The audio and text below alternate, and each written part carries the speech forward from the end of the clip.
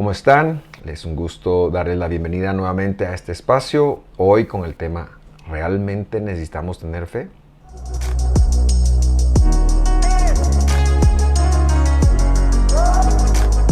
Y bueno, es una pregunta que de alguna manera intentaremos responder a lo largo de este estudio. Sabemos que estamos tratando de ver el Evangelio desde su mentalidad semítica, pero como hay mucho trecho por recorrer, vamos a empezar. Y antes del acostumbrado repaso, yo quisiera pedir la guía del Creador. Acompáñeme a orar. Nuestro buen Dios, llegamos aquí con muchas preguntas, pero sabiendo que tú tienes la respuesta para cada una de ellas. Abrimos nuestro entendimiento, nuestros pensamientos a tu enseñanza. Dirígenos y enséñanos tú y usa precisamente mis palabras y estas ideas que tú has puesto en mi corazón para que todos podamos crecer en esa misma dirección. En el nombre de Jesús lo pedimos. Amén y amén.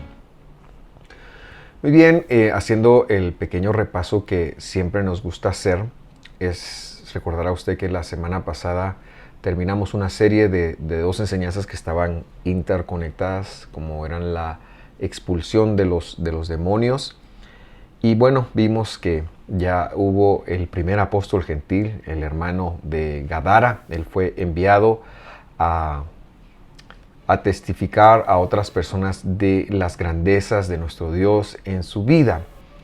El tema de hoy está muy enlazado y de alguna manera es la parte práctica quizás del estudio 23 que veíamos hace algunas semanas. Yo lo invito a ver estos dos en conjunto. Si están separados es porque el Evangelio así lo narra, pero que sepa usted que allá está toda la teoría y el desarrollo de las palabras y aquí vamos a ver la práctica, ¿verdad? Marcos 5:21. Marcos 5:21, acompáñeme a leer. Jesús entró de nuevo en la barca y regresó al otro lado del lago, donde una gran multitud una gran multitud se juntó alrededor de él y en la orilla. Entonces llegó uno de los líderes, versículo 22, de la sinagoga local, llamado Jairo. Cuando vio a Jesús, cayó a sus pies. Vino uno de los principales, Jairo, Yair en hebreo, y es muy probable entonces, si está hablando de una sinagoga, si está hablando que tiene uno de los principales, era una gran sinagoga. Esto probablemente se refiera a la ciudad de Capernaum, un lugar donde Jesús vivió muy cómodo, hizo muchos milagros y realmente fue como un centro de operaciones para él. Pero quiero señalar un aspecto muy importante de la palabra sinagoga. La sinagoga no es, como se ha tenido en mente, especialmente por el paradigma que fue tomando en los últimos 2 milenios, no es el lugar de culto judío. Sinagoga es una palabra griega que quiere decir los reunidos juntos.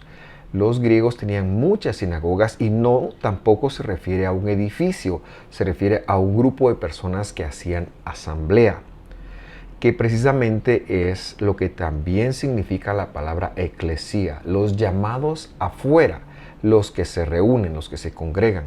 No se refiere a un templo o a una creencia general. Por eso es que decimos que los términos sinagoga y eclesía, o sinagoga e iglesia, sinagoge en griego, se refieren a la misma cosa, pero con el paso de los años al judaísmo se le acuñó, porque no puedo decir que fueron ellos, se le acuñó el tema de sinagoga, y a la iglesia o al cristianismo se le acuñó el término de eclesía, pero en el primer siglo eran lo mismo. Lo que sí era una idea semítica judía o de Israel del primer siglo, era lo que conocemos nosotros como el Beit Knesset, que es una combinación entre Beit, que es casa, hebreo, y Knesset, arameo, que quiere decir reunión. Así le llamaban ellos a los lugares o a sus reuniones, Beit Knesset, ¿verdad? Así se llamaba. Un israelita del primer siglo no le decía sinagoga a donde se reunía. Esto se acuñó con el tiempo. Simplemente esa palabra quiere decir que había una reunión y por lo tanto hemos de entenderla como sinónimo de la palabra eclesía. Versículo 23 dice que le rogó con fervor: mi hija se está muriendo. Por favor, ven y pon tus manos sobre ella para que se sane y viva. Quiero hacer una pregunta clave que nos permitirá observar cuál es la dinámica de este estudio, o más bien la conexión que estoy deseoso de que hagamos hoy. ¿Cómo supuso Jairo que al Jesús poner sus manos sobre ellas sería sanada? Es decir, ¿cómo supo eso? ¿Quién se lo dijo? ¿Quién se lo reveló?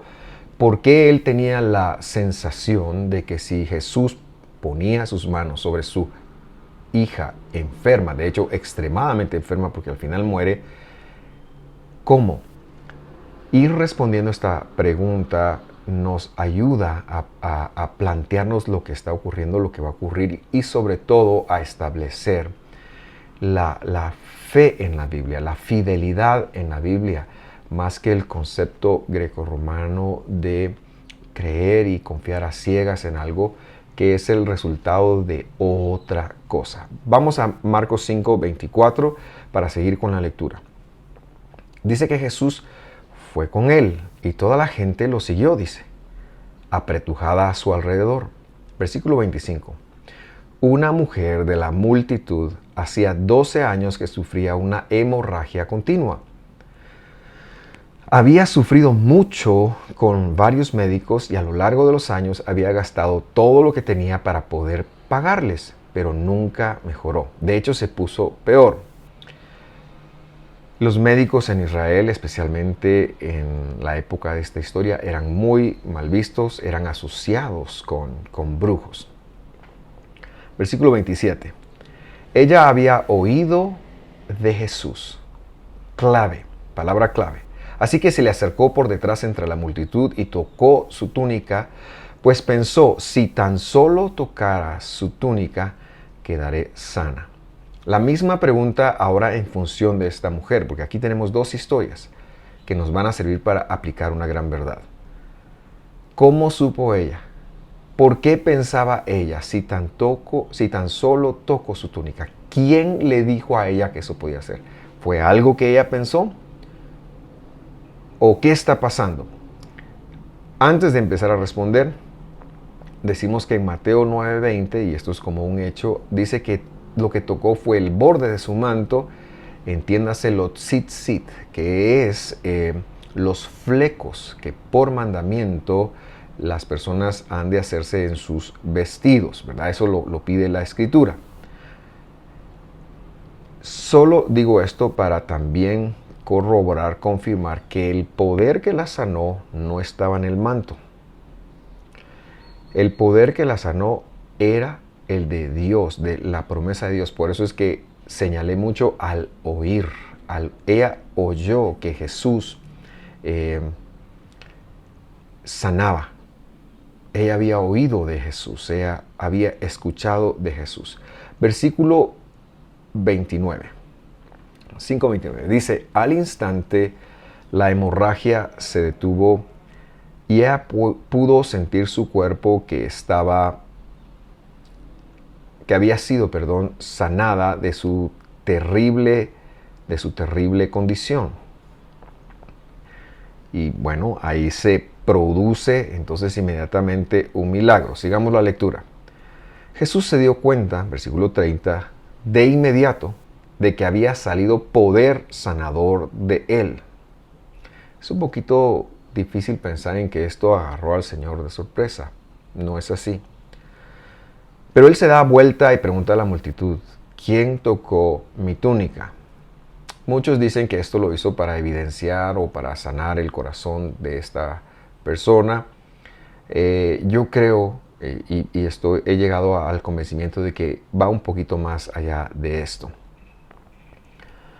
Versículo 31. Sus discípulos le dijeron: mira a la multitud que te apretuja por todos lados. ¿Cómo puedes preguntar quién me tocó? Versículo 32.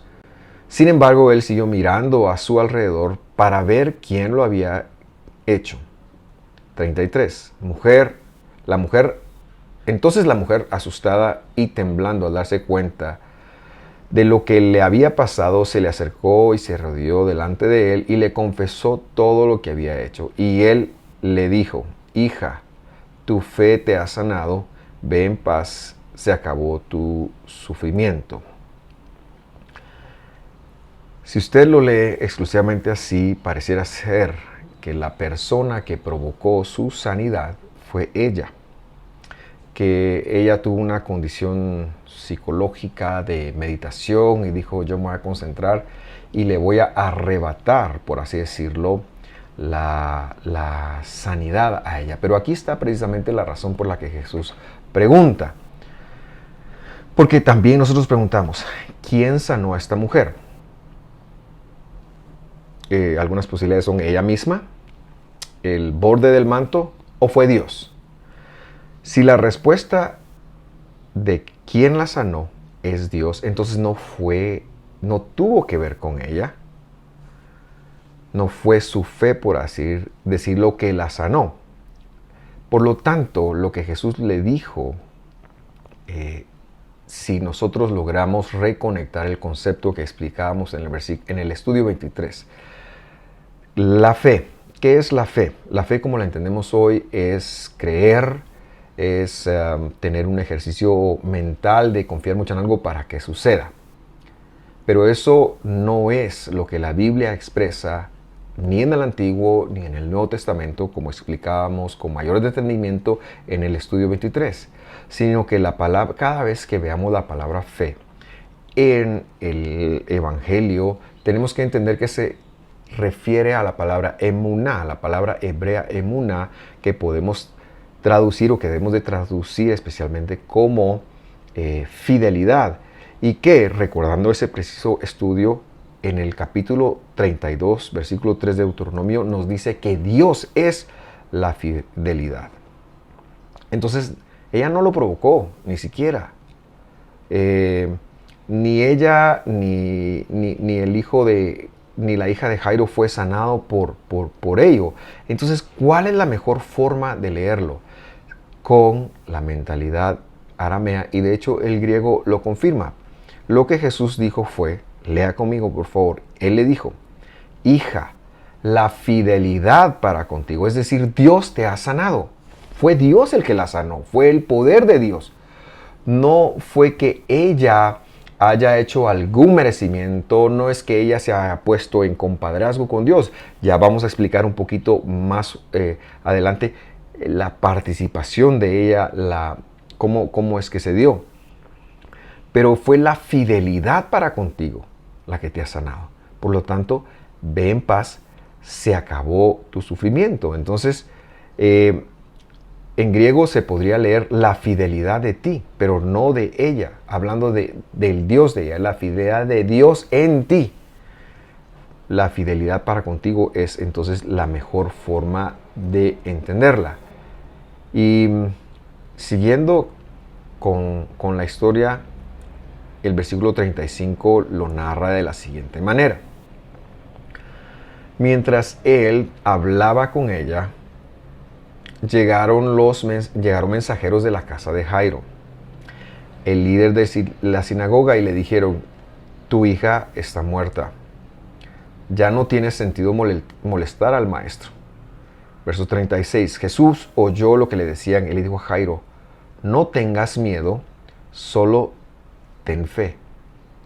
Y nuevamente encontramos aquí este pasaje que se ha utilizado muchas veces para enviar un mensaje que tenemos que tener cuidado, un mensaje más cercano al gnosticismo que a la fe de Dios.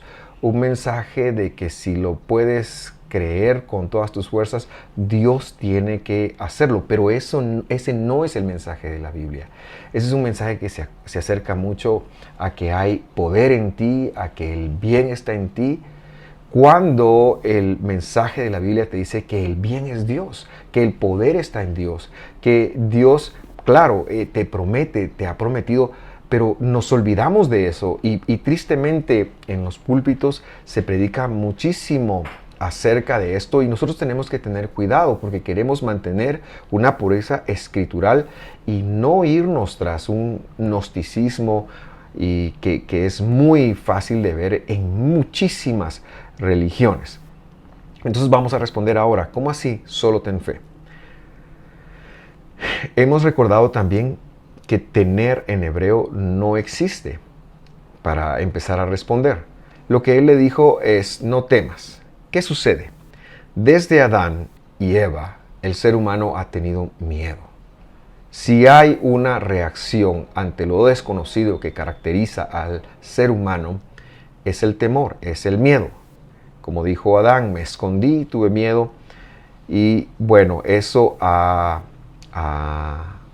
estado en la psiquis humana, en la mente humana desde siempre. Y Jesús le está diciendo aquí, yo sé que vas a entrar en pánico, pero ¿sabes qué? Tienes que permanecer en la fidelidad. O Jesús le dijo, solo sé fiel, o Jesús le dijo, permanece en la fidelidad. Cualquiera de estas dos. Solo sé fiel.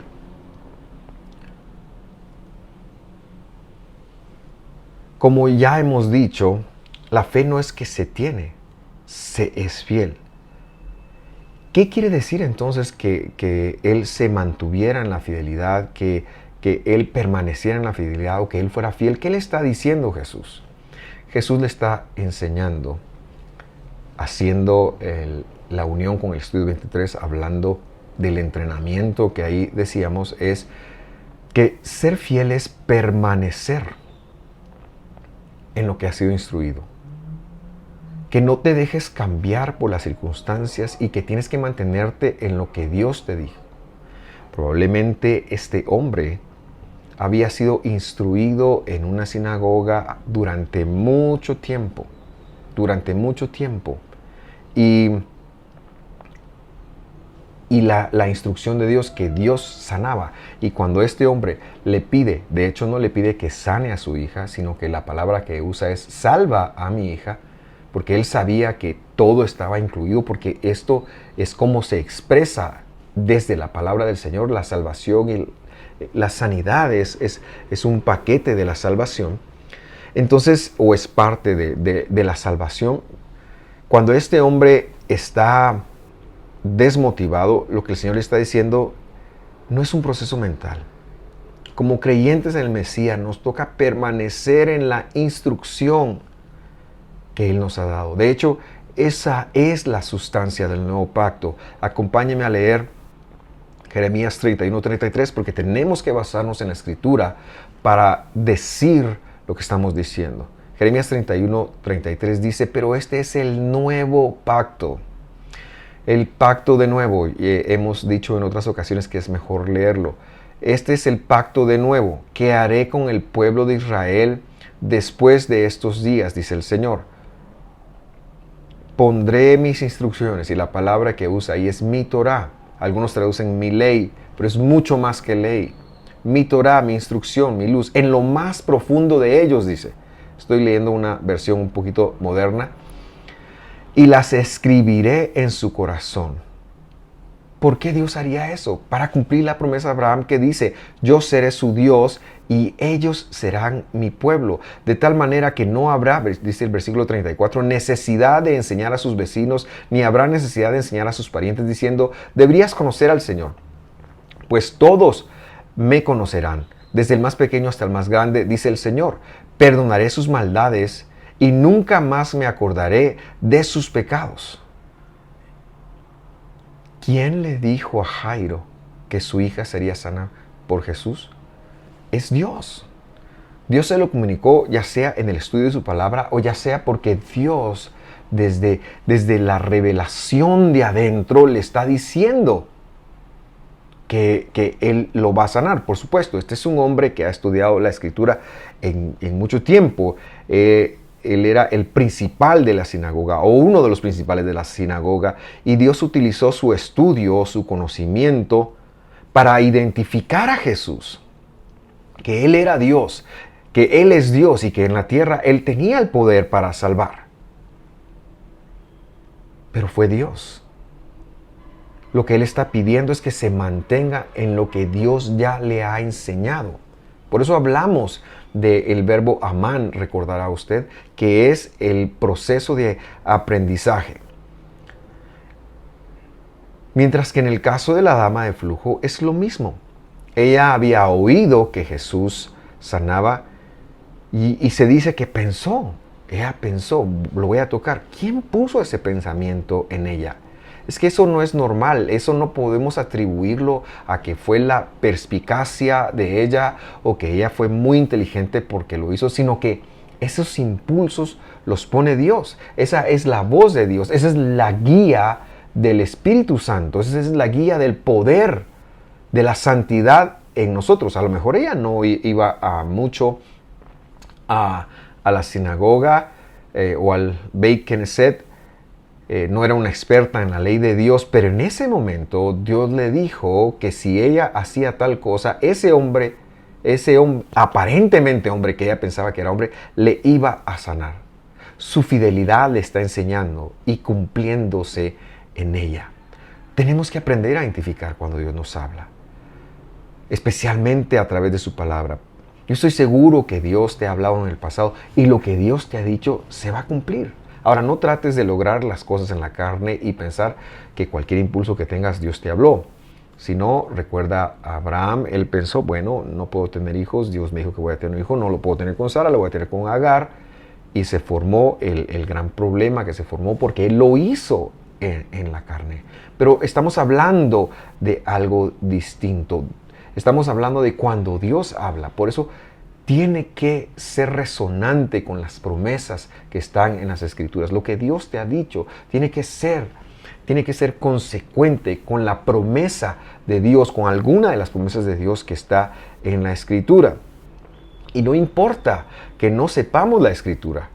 De hecho, qué bueno que estamos estudiando, pero no importa dónde tú estás, si tú eres creyente en Jesús, el poder de Dios está en ti, el Espíritu Santo está en ti y ya Dios tiene la capacidad de hablarte, ya Dios tiene la capacidad de dirigir tus pensamientos. Eso lo corroboramos como Romanos capítulo 2, versículo 14. Mire, interesante. Aún los gentiles, ahora no está hablando de paganos, está hablando de los gentiles que están dentro de la sinagoga judía y que han creído en Jesús. De ellos está hablando. Dice, quienes no cuentan con una ley escrita de Dios, está hablando con un rollo físico de la Torá. En ese entonces era muchísima plata. Hoy, gracias a Dios, tenemos la Biblia electrónica incluso hasta gratis. Pero ellos dicen, no contaban con una ley escrita de Dios. Dice, estos gentiles que han creído en Jesús muestran que conocen esa ley cuando por instinto la obedecen. Y repito, la obedecen, siguen la instrucción, aunque nunca la hayan oído. ¿Por qué? Porque Dios se revela y la revelación de Dios está en su palabra. Dios no va a provocar en nosotros algo que no esté en su palabra. La revelación de Dios se va a originar desde su palabra, aunque nunca la hayamos oído, y de ahí que vienen los milagros. De hecho, el versículo 15 agrega, ellos demuestran que tienen la ley de Dios escrita en sus corazones. ¿Qué es esto? El nuevo pacto de Jeremías que estábamos hablando. Porque su propia conciencia, dice, y sus propios pensamientos o los acusan o bien les indican que está haciendo lo correcto. O sea, hay una guía de parte de Dios que se está dando para nosotros y por lo tanto confirmamos que la instrucción viene de Dios, porque está en la palabra de Dios, porque Dios ha dado su palabra. Esto mismo ocurre con la mujer, esto mismo ocurre con Jairo, esto mismo ya ocurrió con el hermano de Gadara, el ex endemoniado de Gadara, porque Dios le dijo que fuera a hacer testimonio de lo que había hecho con él en esa vez y él se fue. El poder del Espíritu Santo estaría dentro de él. En el caso de la mujer, fue Dios quien le dijo, tócame, tócame. Ella tenía nada más, ella se mantuvo en esa obediencia. pero no fue que eso haya causado. Entonces nuestro papel, en función de las promesas de Dios, en función de la palabra de Dios, en función de la palabra que Él ponga en nosotros, es mantenernos, permanecer fiel a la enseñanza. ¿Tenemos que orar? Por supuesto que tenemos que orar. Por supuesto que tenemos que pedir lo que no tenemos. Pero más que nada, más que hacer cualquier ejercicio mental, tenemos que, voy a creer, que voy a confiar, esto lo tienes que creer, recibe esa palabra. He escuchado muchas veces, antes que hacer un ejercicio mental, debes de aprender más a ser obediente, a permanecer fiel, porque Dios es fiel. Como ha dicho en la Escritura Jesús, si eres fiel en lo poco, serás fiel en lo mucho. Por eso te pondrá sobre lo mucho. De eso es que estamos hablando. Muy bien, sigamos o terminemos de ver el desenlace de esta historia porque todavía tenemos algunos puntos que enseñar. Marcos capítulo 5, versículo 37 dice así: Jesús detuvo a la multitud y no dejó que nadie fuera con él excepto Pedro, Jacobo y Juan, el hermano de Jacobo. Cuando llegaron a la casa del líder de la sinagoga, o sea, de Jair, de Jairo, Jesús vio el alboroto y que habían muchos llantos y lamentos. Versículo 39. Entonces entró y preguntó: ¿por qué tanto alboroto y llanto? Y mira estas palabras que dice: la niña no está muerta, solo duerme. ¿Qué es esto? Es otra enseñanza para que Jairo y su esposa se mantengan en esa fidelidad, porque el poder está en él. El que tiene el poder en su boca para cambiar la vida, para cambiar la muerte en vida, para la sanidad, es Dios. El poder está en Dios. El poder está en Dios. Nuestro poder está en Dios, más que en nuestra propia boca. Nuestro poder, el poder de nosotros está en Dios. Dios lo ha delegado en autoridad de nosotros, pero el poder está en Dios. Y Él les dice: no está muerta, está dormida. Tengo que despertarla. Veamos las reacciones. Versículo 40. La gente se rió de Él, pero Él hizo de todos que todos salieran y llevó al padre y a la madre de la muchacha y a sus 3 discípulos a la habitación donde estaba la niña. La gente pasó aparentemente de estar muy con mucho pesar, a reírse. ¿Cómo se habrán sentido Jairo y la señora? Porque ellos empiezan a debatirse entre qué hacer. Pero Dios por eso le había dicho a Jairo: solo sé fiel. La gente empieza a burlarse. Pasan de llorar a burlarse. Eso, la maldad humana no tiene límites. Y por eso es que el Señor, en función de proteger el corazón de Jairo, en función de proteger la enseñanza sobre Jairo, no en función de que si Él lo saca, ellos no van a interrumpir, van a boicotear el milagro. No se trata de eso. Él los saca para proteger el corazón de ellos y luego hace lo que va a hacer. Solo antes de decirlo, quiero decirte: no pongas tu confianza en las personas. Pon tu confianza en la palabra. Pon tu entrenamiento en la palabra de Dios. Sigue el entrenamiento de la palabra de Dios. No te desanimes. Versículo 41. La tomó de la mano y le dijo: Talita cum, dice esta versión, que significa niña, levántate. De hecho, estas 2 palabras son arameas y se dice Talita cumi, que en arameo quiere decir niña, incorpórate, o niña, levántate. Y esto de alguna manera también nos sirve para probar que el idioma que habló y en el cual enseñó nuestro Mesías era arameo. Su pensamiento, su teología, todo estaba en arameo, y cuando él citaba la escritura o interpretaba la escritura, pues estaba en hebreo. Pero lo que estamos diciendo es que el evangelio fue pensado y probablemente escrito primero en arameo y hebreo cuando se citaba la Biblia y ya después fue traducido. Por eso nosotros nos esforzamos por entenderlo desde esta perspectiva. Versículo 42. Entonces la niña, que tenía 12 años, enseguida se puso de pie y caminó. Imagínese usted qué tremendo milagro. ¿Estaba premiando la fe de sus padres? No. Estaba siendo consecuente con su palabra, porque Él es fiel. ¿Quién la resucitó? Él. Aunque su discípulo Jairo o el papá de la niña Jairo o la mamá no creyeran, quien la resucitó es Él. Y su amor fue el que llevó a Jairo a decirle lo mismo que quiero transmitirte yo a ti. Solo sé fiel. Mantente fiel.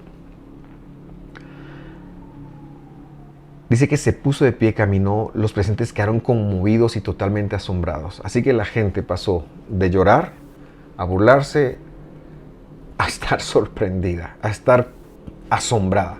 Versículo 43. Jesús dio órdenes estrictas de que no le dijeran a nadie lo que había sucedido. Y entonces les dijo que le dieran de comer a la niña. Y este es el final de la historia. Yo quiero cerrar con broche de oro citando dos escrituras paulinas que, dicho sea de paso, es un intérprete. Pablo es un intérprete del Evangelio, de la Escritura. Pablo nunca abolió, ni negó, ni pidió que cambiáramos ninguna de las promesas del Señor, porque la fidelidad estaba en ellas y él lo sabía.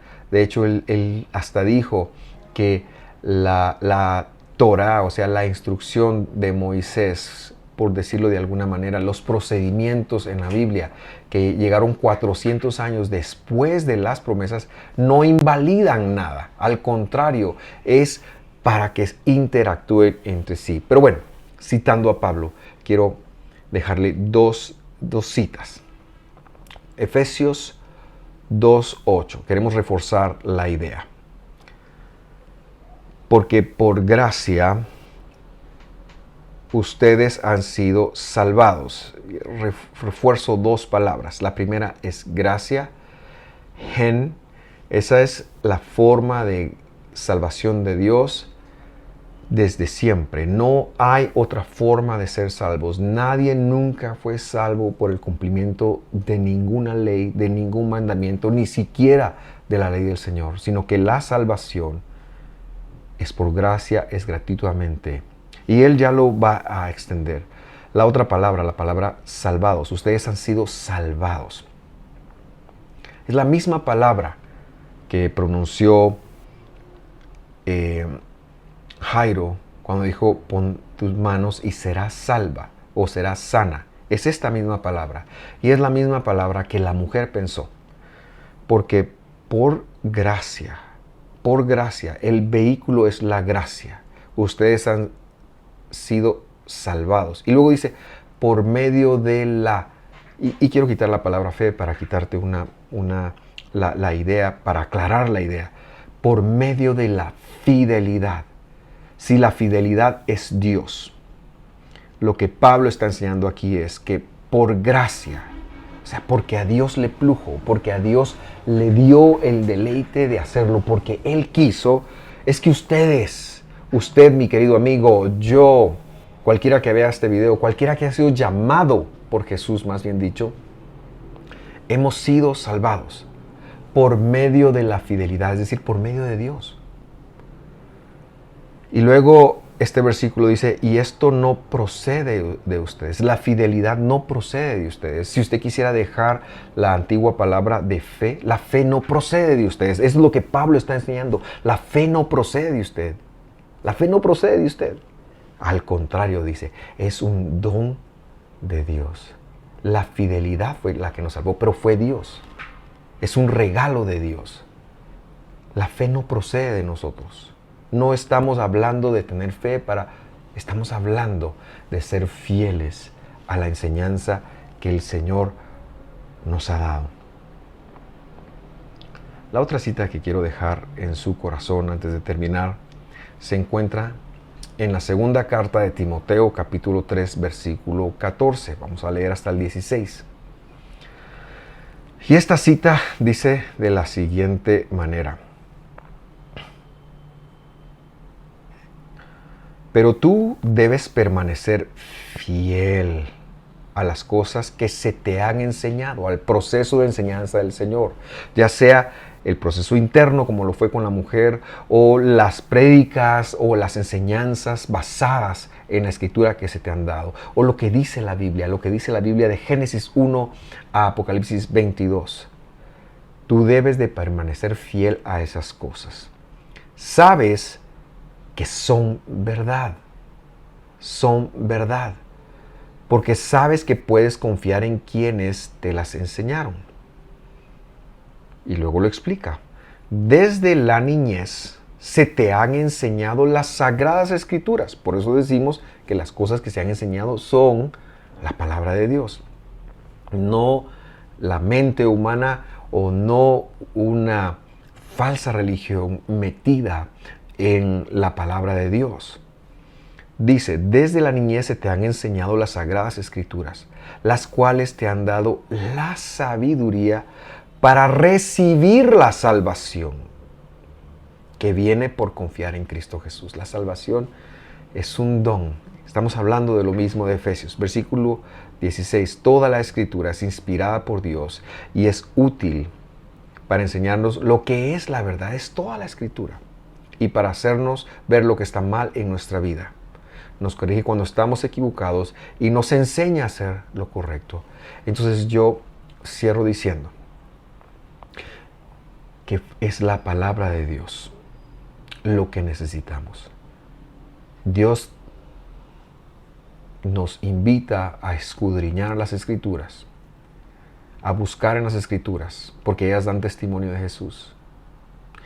Pero a veces, si no hay tiempo, a veces, si no hay el espacio, Dios también se mueve llegando al corazón, llegando a la mente o a la conciencia de la persona, como hemos visto, y Él da una enseñanza.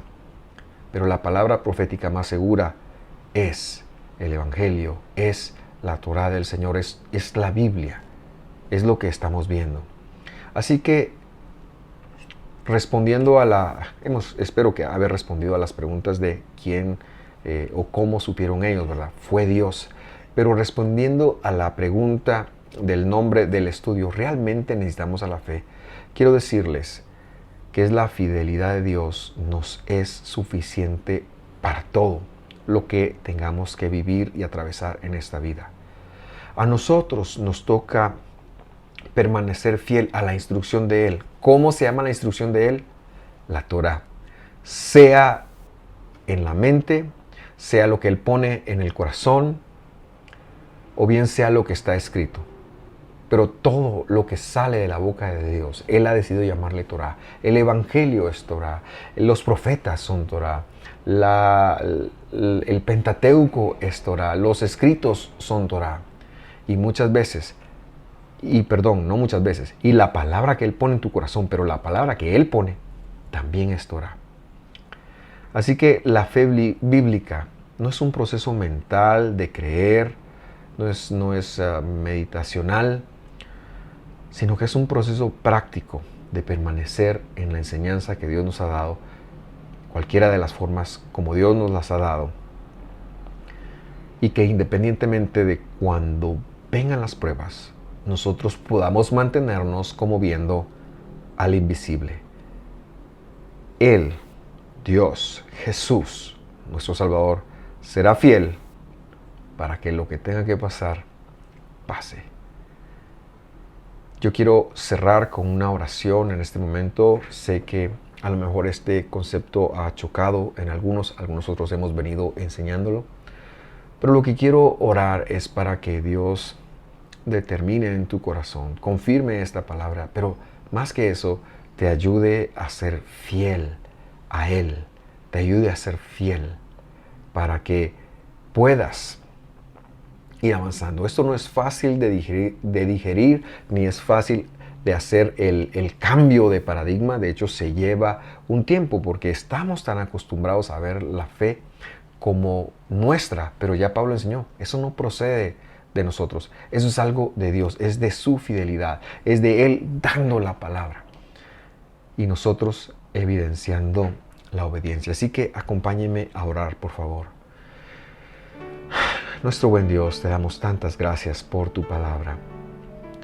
Señor, cada vez que la abrimos, ayúdanos a sacar de ella lo que no es de ella, a sacar de nuestra mente, lo que no es de tu palabra, y ayúdanos a colocar lo que es tu palabra para que podamos construir nuestra vida sobre ella, para que el proceso de nuestra vida sea ascendente, para que podamos cada vez mostrarnos fieles. Ayúdanos a conocer que todos los procesos que vivimos ahora son procesos de enseñanza que tú nos traes, nos pastoreas. A veces nos toca pasar por valles de sombra de muerte, pero también tu voluntad es llevarnos a valles, a pastos verdes.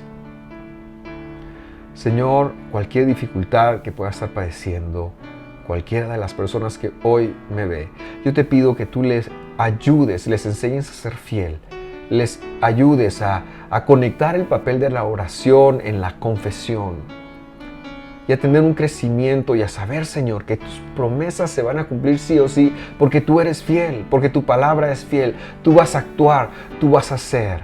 Mi buen Dios, en ti confiamos y en ti esperamos. Y yo sé, Señor, que tú vas a ir poniendo esto cada vez más claro en el corazón de todos los que estamos acá.